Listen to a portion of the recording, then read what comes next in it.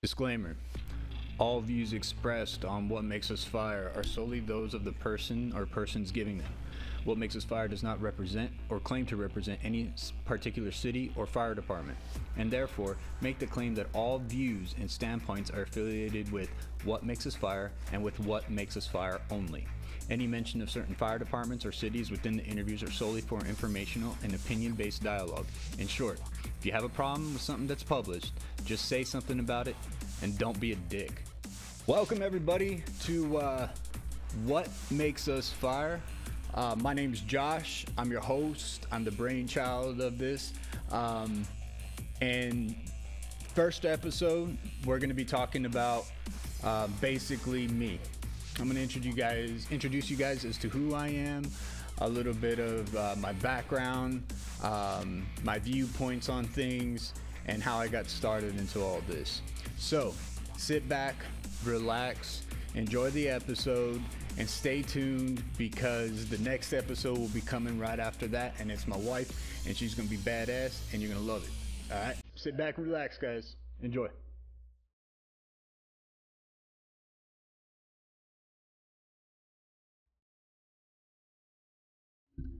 All right.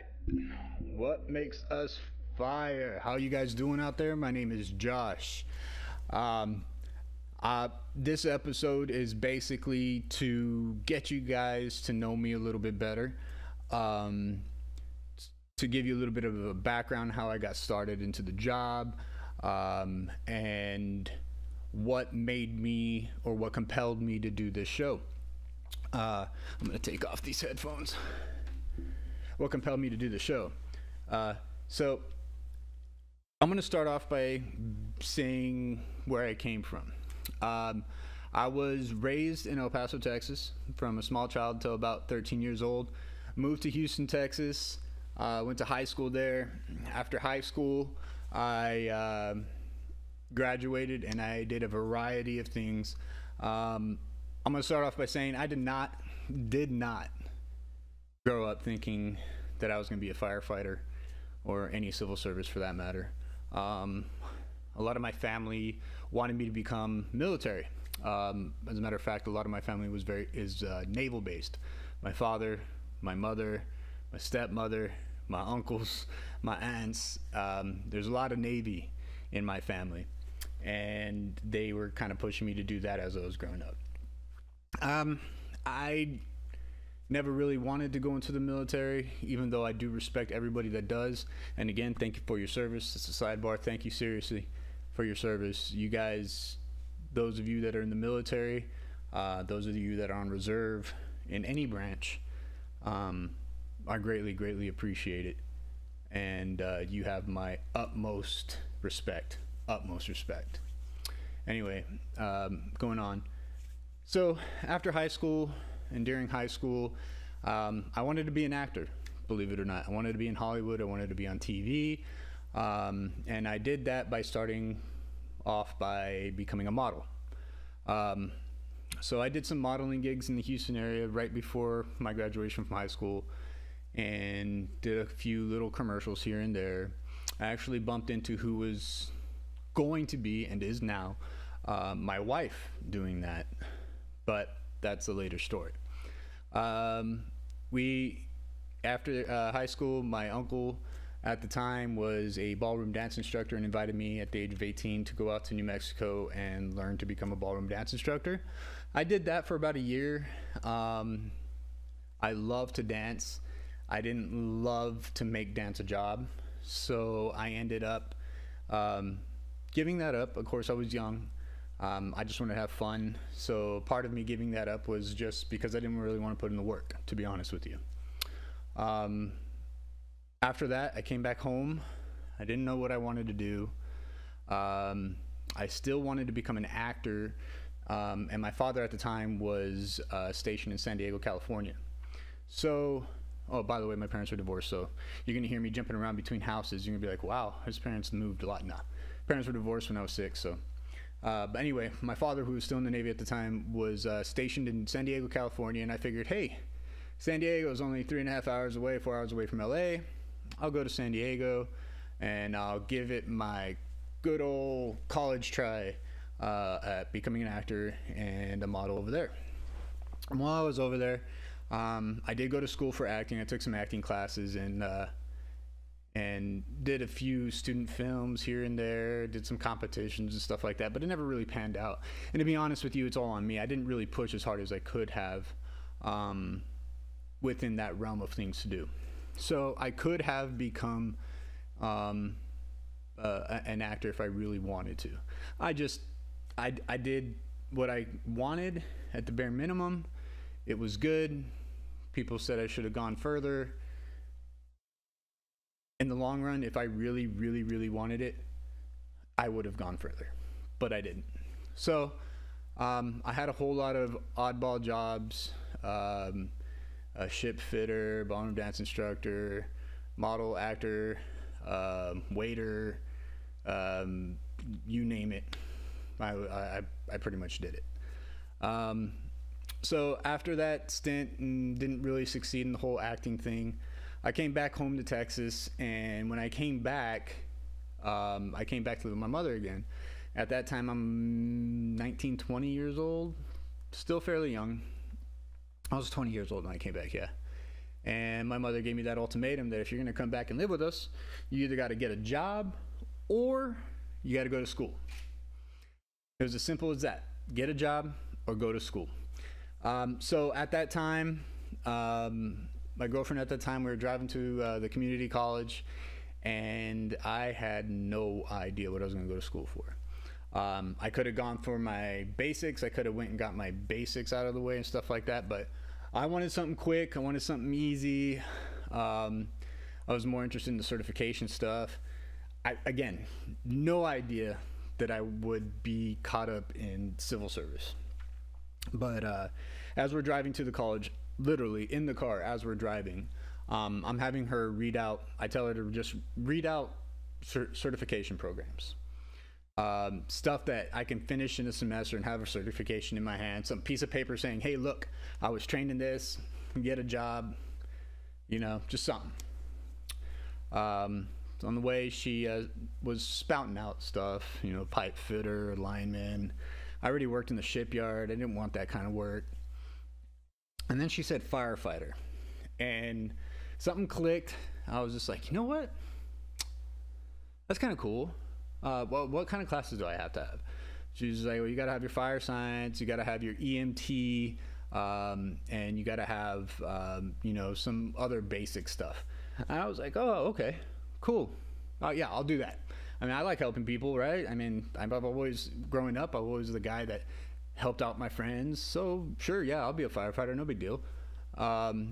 And when I got there and talked to the counselor and talked to the fire admin side, they're telling me, you know, it's probably be a good idea for you to get your EMT first, and that way you'll have it, and then you can just concentrate on the fire stuff when you're ready. So I was like, okay, cool. Went, signed up for the EMT stuff, and first day in the class when they had us open that book, I was hooked. I was hooked on EMT basic stuff, go figure. But I was hooked. Learning how to mitigate and manipulate the human body to survive what could be almost certain death, it captivated me. These tricks of the trade, so to speak, these knowing the human body, how to mitigate certain illnesses and traumas to help somebody continue living. I was hooked. I don't know. I can't tell you exactly what it was, but it was just like, oh yeah, this is what I'm supposed to be doing with the rest of my life. So from that point on, from 2005, 2006 on, I knew at that point I was going to become a firefighter. That is what I was going to do. So it wasn't growing up knowing, it wasn't, I had planned my entire life. It was at that point on. So it took me a while. It took me until I was almost 21, 22 years old. So in 2006, I got my EMT basic. 2007, I moved back to California thinking, I'll go get my firefighter over there. So I worked for an EMT company out there in California.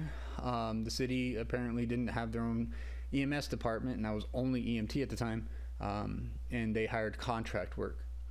So I worked for a company out there in San Diego and did the research on to become a firefighter. Well, they wanted you to have your paramedic, and they wanted you to work as a paramedic for at least a year before you could even really sign up to be a firefighter, or to go into the class to get the work, to get the training. At least that's the way I understood it at the time. And I wanted to be a firefighter now. You know, I was young. I was still young. And 100% honesty here, guys. I have never been 100% comfortable to become a paramedic. I went and did my intermediate. At the time in Texas, they had an intermediate. I finished that, so I can do everything up to intubation, starting IVs, stuff like that. But I was just never really comfortable with the cardiac drug aspect. It was one of those things that it's hard to explain. That's a little bit, I guess the way I can put it is, it was just a little bit too much responsibility for me. So, and I felt like I was comfortable in saying, I'm comfortable in saying that, like, I know my limits, you know what I mean? So I knew that was kind of like my limit. So I stopped at intermediate. And then after my intermediate, when I came back to Texas, by the way, I'm sorry. I came back to Texas knowing that I just did not want to get that paramedic. I was going to get it if I had to, but I would have done it reluctantly. Well, in Texas, they didn't require you to have your paramedic, right? So when I came back, I signed up for my intermediate thinking, you know, crap, they're probably going to want me to be a paramedic. I might as well just get started on that journey. So I found a job at the hospital my mom was working at. I was an ER tech. And during that time, I went to school for my intermediate EMT, finished that, and then right after that jumped into the fire science stuff to become fire certified, firefighter 1, 2, hazmat ops and awareness, right? In Texas, that's the basic 4 that you get when you take the course. And excuse me, and I fucking loved it. I mean, that class, I mean, what I learned, the physical aspect of it, I love working out. The physical aspect of it, the fire science of it, the pumping, the math, the gear, the getting to break shit, fighting fire, you know, flowing, you know, 200 gallons a minute coming out of your hands through a nozzle. I mean, just all of that. I don't know how to explain it. And to anybody that's listening that's not a firefighter, you'll never understand. It is the most hardest fun work physically you'll ever have. But it will drain you to the point that when you're done, you're going to pass out for a day. But I wouldn't trade it for the world. I would not ever trade it. Like, it is, I loved it. I fell in love with it. I remember the first day of class, the fire instructor at the time, the lead fire instructor, he went around the room. You know, they did that whole, hey, I'm so-and-so, this is why I'm here. Hi, I'm so it was my turn, and I stood up. Hi, I'm Josh. And he goes, okay, and why are you here? And the only thing I can think to say is because this is what I was meant to do. That was it. That was it. This is what I was meant to do. I felt it at that time, and I still feel it now. Being a firefighter is something I was meant to do. And that was my answer. It wasn't, well, my friends are this, or I was looking for, everybody gave a whole bunch of different reasons why they were in the class. None of them wrong, none of them right. I'm not saying mine was better or worse or anything like that. I'm just saying that was my reason for being there. My reason for being there was because being a firefighter is what I was meant to do. And that was it. I graduated the fire academy. in 2007, sorry, 2008, mid 2008, graduated the fire academy. Worked odd jobs right after that because, contrary to popular belief, it is actually pretty difficult to get hired on to a fire department. So I worked some odd jobs, ended up at that point starting to live with who was going to become my wife at the time, and we ended up moving to a small city where I grew up during high school in League City, Texas, just south of Houston. And I was on my way back from work and I saw a car accident. Literally saw it right before my eyes. It was a rollover accident. I saw it happen and I had some training, you know, so I figured I'll go help. I saw it happen. I went and I started helping everything. I was the technically first responder on scene. However, I was not working for any first responder company. And then the Kemah Fire Department, which is the city it happened in, showed up. I ended up helping them out. They liked how I helped on the scene and took control and stuff like that. So they invited me to come apply. And that was my first fire department, was the Kemah Fire Department in Texas. And Chief Larry Suniga at the time, I hope he doesn't mind me saying his name, him, Gerald Looper, Steve, David Zinsky, all those guys,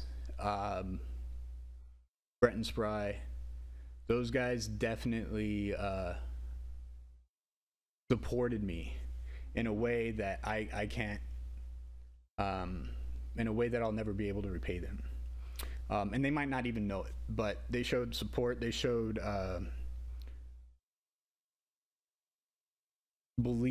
they believed in me. So because of them, I continued to do what I did, and I pushed hard all the time. My wife will tell you she almost resented it because I gave it a lot of my time, and you know, that's what it was. While I was in that department, in the volunteer fire department, another firefighter there told me that the fire department that he worked for, the paid fire department, was hiring and they were putting on a civil service exam. I went ahead and signed up for that civil service exam and got through and made it to an interview process and everything else. And after all that, I didn't hear from them for a good, I don't know, 4 or 5 months, almost 6 months. I didn't hear from them. I was always told, don't call them, they'll call you. So, you know, I was working the odd jobs still, working the odd jobs and volunteering. On the day my son was being born, literally, wife in the bed, legs in the stirrups, ready to go, I get a phone call. She wasn't pushing yet. But I get a phone call, and it's the department that I hired for, or tried to get hired on, and they're like, hey, no, it's been a while, are you still interested in working for us? And I said, yes, absolutely, I'm interested. And he said, okay, come in, I need you to finish the paperwork. I already got the go ahead from the chief and the review panel and everything, and I was just like, really? Literally the same day my son is born, I found out that I got hired on to the paid department. One of the best days of my life, both, you know, work-wise and family-wise. It was just one of those days I'll never forget.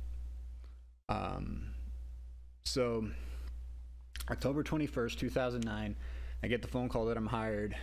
November 5th, 2009, I start my first day at the Baytown Fire Department. And local 1173, what's up? Sorry, bumped the mic. And yeah, and from then on, I've been there for what will be 11 years now, come November. I went through my rookie year. After about 4 or 5 years, I finally promoted to equipment operator. We were allowed to promote after 3 years, excuse me. We were allowed to promote after 3 years, and I waited until about my 4th or 5th year because I just wanted a little bit more time. I wanted a little bit more experience. My only experience with volunteer And no offense to the volunteer area, but you just don't get that same experience with somebody that does it every day for their job. Like, that's what they get paid to do. So I waited about 4 or 5 years, finally promoted to equipment operator, and that is my current position now. And equipment operator, for you guys that don't know, is the guy that drives the truck, pumps the truck, make sure all the tools in the truck work, make sure all the hose lines are good, the nozzles. Basically, they operate all the equipment on the truck. They're responsible for getting the guys to and from the scene safely, to drive the truck good, and to pump in water. So that's my job currently. Of course, I started off as a firefighter. And then as I've been doing this job, I started noticing how the general public views us, especially nowadays, with all the political issues going on, all the social issues going on. I started noticing how the general public, or what I see to seem the general public, is looking at us. And I think there's an idea out there that people think all firefighters are generally the same. We're all good guys. We're all handsome. We're all basically Hollywood, right? What you see on Hollywood: Chicago Fire, 911, which is the shitty show, by the way. You know, Rescue Me, pretty good show, and stuff like that. So you see these fire shows, and you get this idea of what the general public gets, an idea of what the firefighters are. And we're not that, you know, we're just not. There's some aspects that those shows get right, but in general, we're not like that. We are just as diverse as the general population. We're just as diverse as walking down downtown Houston and passing people by and not knowing who the hell they are or what they do, but just looking at random people and seeing the diversity of people. That's the fire department. Not only in looks, but in personality types, in beliefs, political views, all of it. We are so diverse that it doesn't make sense that all of us, as different as we are, have that one thing in common, and that's the job, that we love to do the job. And I can put 100 different firefighters in front of you, all different backgrounds, all different belief systems, everything, and you still wouldn't be able to pinpoint, and we still couldn't give you a clear answer as to why we do this. But there is that one thing that brings us all together to do it, right? And what I wanted to do is try to figure that out. Hence the name What Makes Us Fire. You know, what is it that brings us to become firefighters, to do this? Is it our family? So I'm going to get stories from our families. I want to talk to them. I want to get our family's belief systems. I want to get my family's, their families, my family's outlooks on life, because maybe the key's in that. I want to get my friends, right? The ones that, you know, I hang out with every weekend or my free days off and have a few drinks with. Maybe I want to get their belief systems, personality traits, where they come from. Maybe the key as to what makes us firefighters is somewhere lied in that as well. I don't know. It's hard to explain. I just know that I love the job, and I cannot. I mean, you always hear the expression, or firefighters will always tell you the expression, it's literally the best job in the world. It's the best job in the world. It is. And you know, you hear the expression, if you love your job, you won't work a day in your life. Well, we don't even, I mean, it's not even that for us. For us, it is our life. It's the best job in the world because it is part of our lives. We're literally there a third of the year.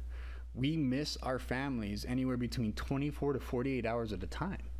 Like, the people that we work with are our brothers and sisters. You know, they are our family. We live in a house together. It's called the firehouse. We live in a house together. you know.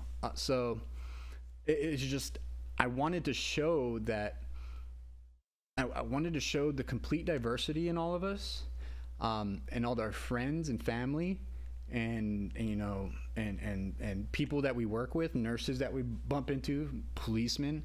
I want to get all their aspects, all their viewpoints on this, because I want to try to figure it out and how we can explain it to you.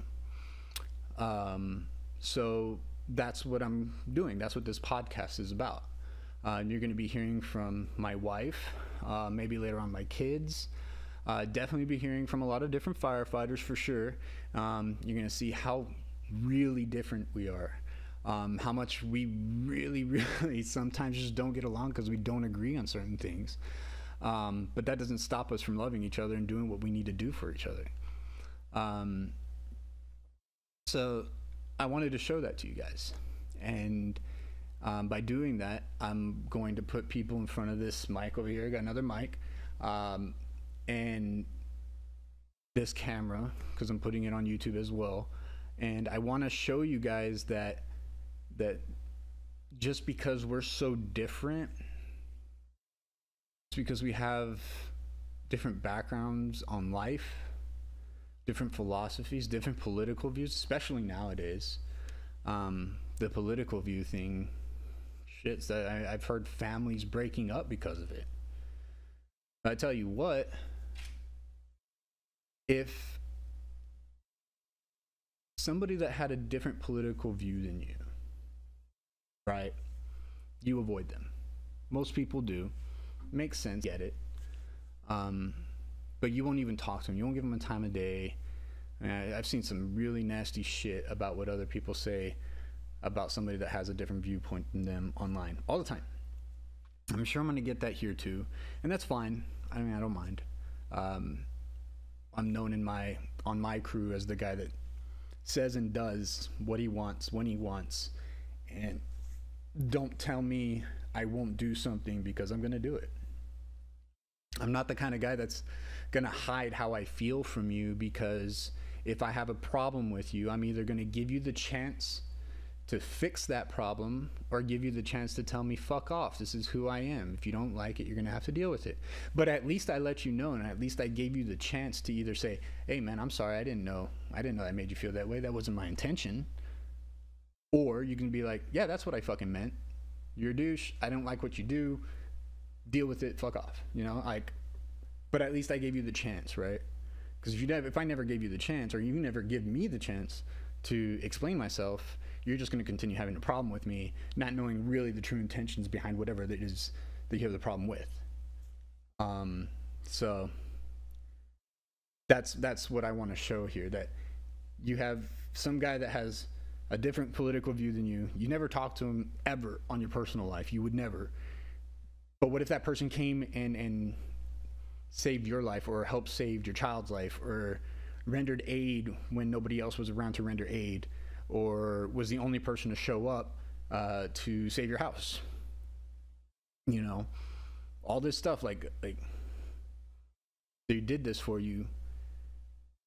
You guys hate each other's viewpoints.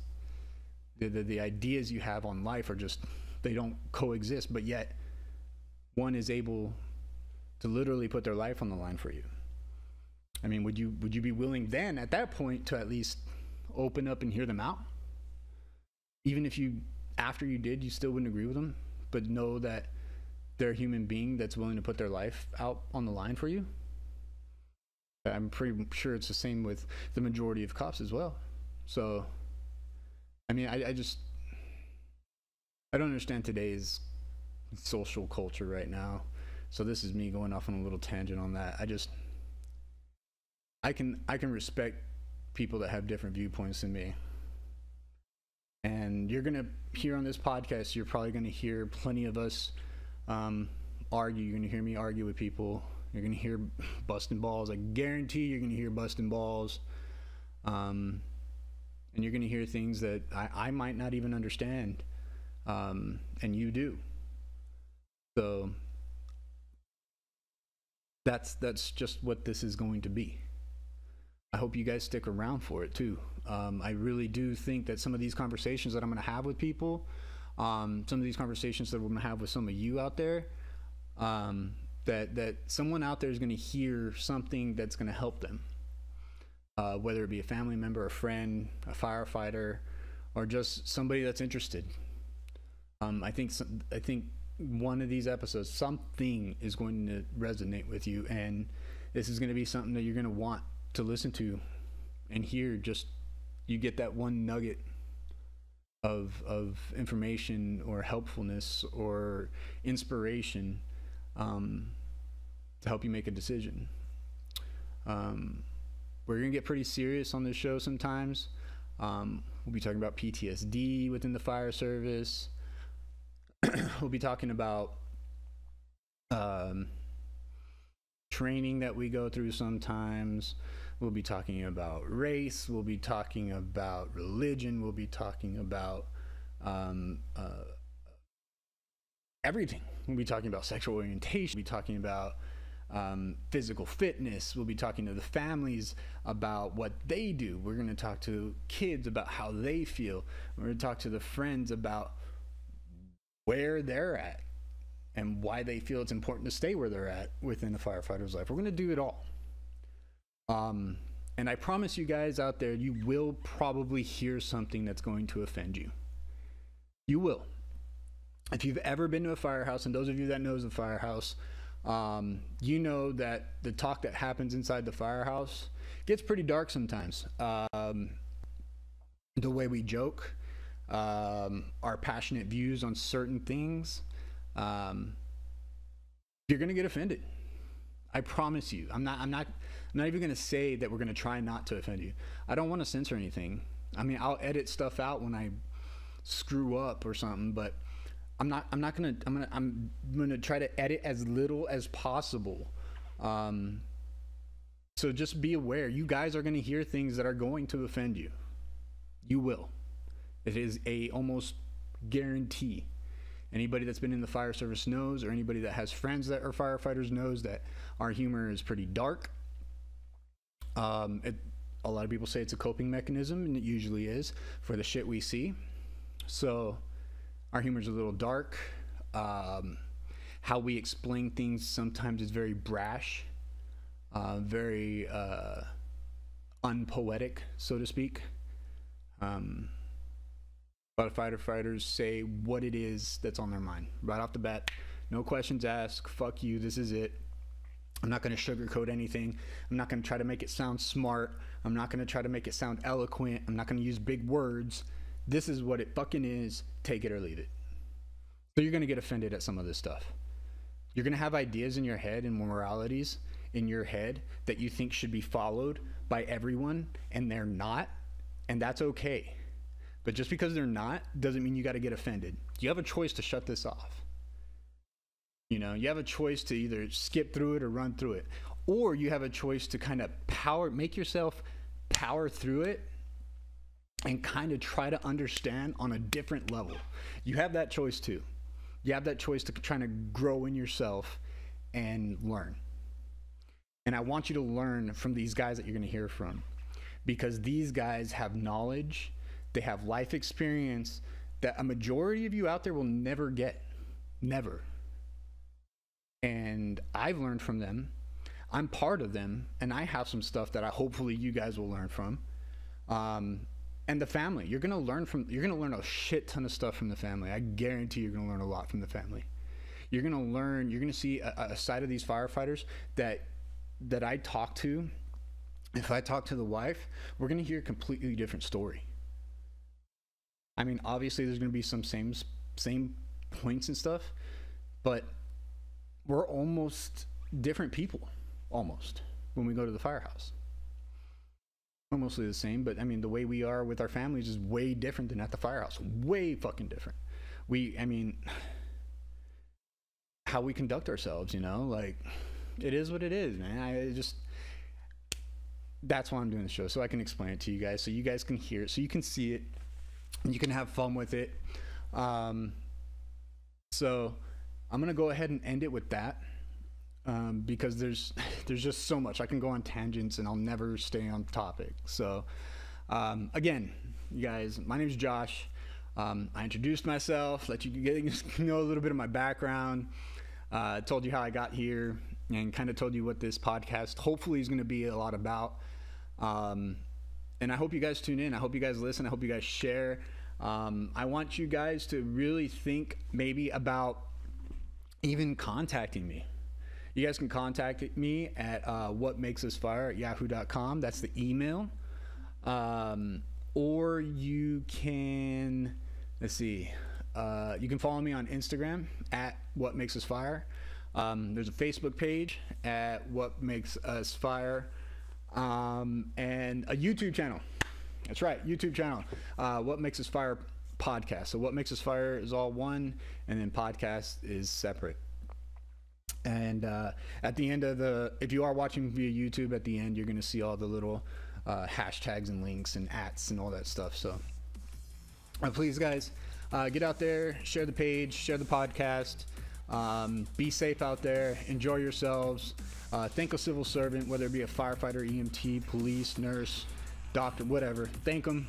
They do a lot more than you think, and you'll never know, really, until you get to know one. And hopefully you will here. Much love to you guys. Stay safe again. Peace.